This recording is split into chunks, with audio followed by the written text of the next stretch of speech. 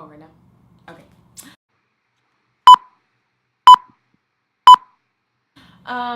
So my name is Kennedy Broughton. So weird. I don't like cameras. Okay. My name is Kennedy Broughton. I was born and raised here in Chicago, Illinois, on the south side. I actually was raised in South Shore Drive on this big red house on 71st Street in Crandon.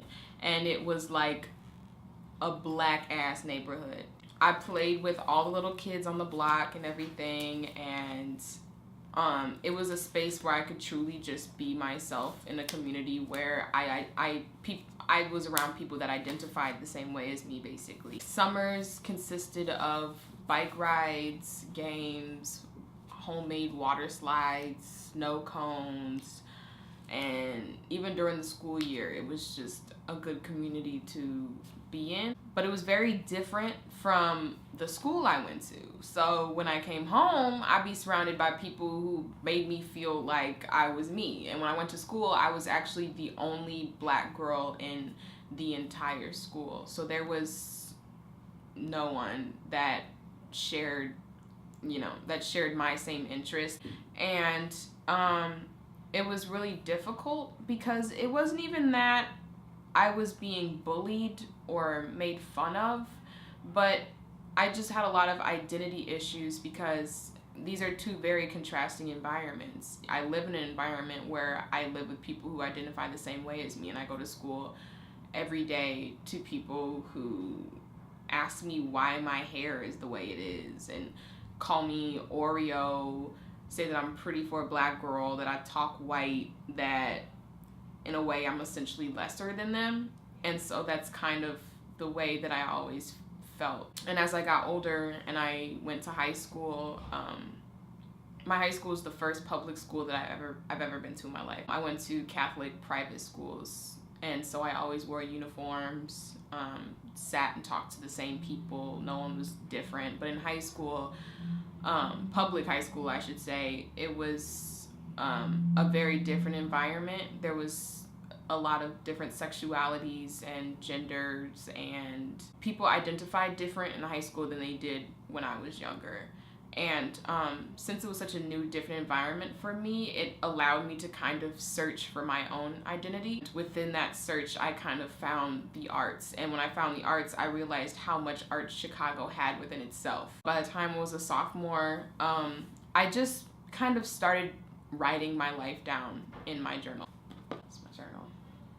And I kind of fell in love with the idea of writing down your internalized thoughts, and it kind of turned into poetry, basically. And I became a poet, and I started writing my own personal little books and sonnets and haikus and things like that. And then when my writing started to get more attention just from like friends and everything, they would tell me like, oh, like, you should perform them. And then my friend Jemiah showed me around to different open mics in theaters around Chicago and performance spaces. And then I started like performing poems for schools and everything, and just going to all these different musical and literary cafes that I didn't even know existed. And it wasn't until I got older that I realized how much art and beauty and uniqueness Chicago consisted of, how important it is to find spaces where you can truly express yourself, because I grew up not really understanding who I am. And so I've always been very grateful to Chicago for that, for allowing me to just unapologetically be myself and be black. Sisters know the story, how their cocoa beans originated from sweet homeland soil, where seeds came to flourish, where the sun stayed to kiss them longer than the rest of the world, to be extracted, roasted, and grounded, liquefied, hardened, and lightened, and on occasion mixed with cream to make our burnt black coffee seem sweeter.